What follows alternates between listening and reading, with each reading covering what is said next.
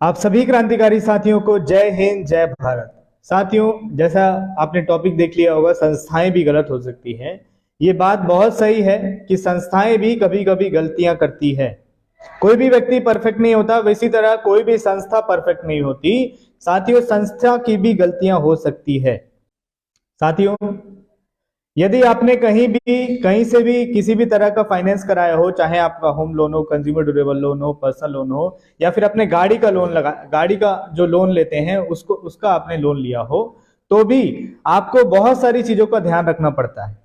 एक एक डॉक्यूमेंट का आपको ध्यान रखना पड़ता है, एक एक कागज का ध्यान रखना पड़ता है। और इन संस्थाओं को भी ये जिम्मेदारी बनती है, इन संस्थाओं की भी ये जिम्मेदारी बनती है कि आप सभी को एक एक कागज को दे।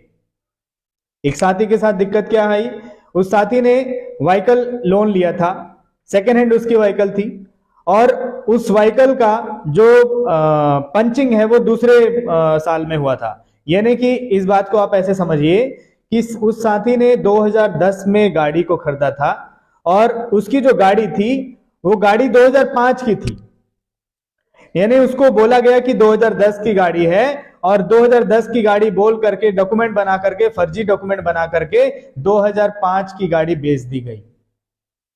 साथियों, यदि इस तरीके से आपके साथ भी हो रहा है, यदि इस तरीके से आपके किसी दोस्त यार रिश्तेदार घर परिवार के क्षेत्र के लोगों के, अपने क्षेत्र के लोगों के साथ यदि किसी भी इस तरह की समस्या आ रही है कर्जे को लेकर, साथियों मैं बार बार कह रहा हूं, कर्जे की समस्या का केवल एक ही समाधान, कर्ज मुक्त भारत अभियान।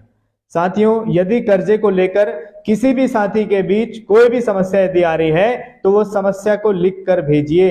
लिखिए, अपने अपने जो भी आपके पास जो डॉक्यूमेंट है उस डॉक्यूमेंट के आधार पर लिखिए। सबसे पहले कंपनी को भी मेल करिए। उस साथी ने कंपनी के जितने भी जो लोग कर्मचारी हैं उन कर्मचारियों से भी बात करी, लेकिन उन कर्मचारियों से वर्बली बात करी। साथियों, वर्बली बात करने का, वर्बल आपके कम्युनिकेशन करने का, बोलचाल की भाषा में बात करने का कोई नतीजा नहीं निकलेगा। जब तक आप लिखित में कार्रवाई नहीं करेंगे, जब तक आप लिखित में चीजों को नहीं रखेंगे, जब तक आप लिखित में हर चीजों को नहीं करेंगे, तब तक ये संस्थाएं इसी तरीके से काम करती रहेगी, ये संस्था ऐसे ही चलती रहेगी।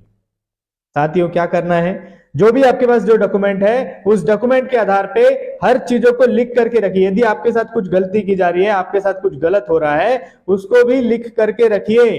कंपनी से जवाब मांगिए कि इसका जवाब दीजिए कि कंपनी आपकी तरफ से ऐसा ऐसा किया गया, आपकी तरफ से ये किया गया, आपने ऐसा क्यों नहीं किया, मेरे को प्रॉपर जो है इसका सॉल्यूशन प्रोवाइड करा जाए।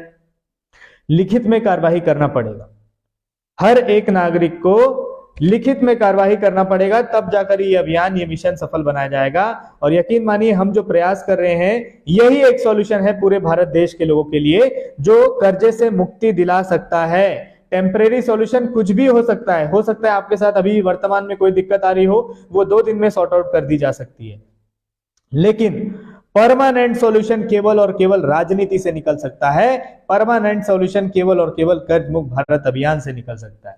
इसलिए मैं बार बार कहता हूं, अपने दोस्त यार रिश्तेदार जिस किसी साथी को, यदि आप ज्यादा चाहते हैं, यदि आप चाहते हैं कि वो साथी आपके साथ जीवन भर रहे, यदि आप चाहते हैं कि वो साथी मेंटल डिप्रेशन का शिकार ना बनाया जाए, यदि आप चाहते हैं कि वो साथी के साथ जो भी अन्याय हो रहा है, जो भी अत्याचार हो रहा है, जितने भी फाइनेंशियल कंपनी वाले जो भी अन्याय अत्याचार कर रहे हैं, ऐसा उस साथी के साथ ना हो, तो यकीन मानिए राजनीति में इन्वॉल्व होइए।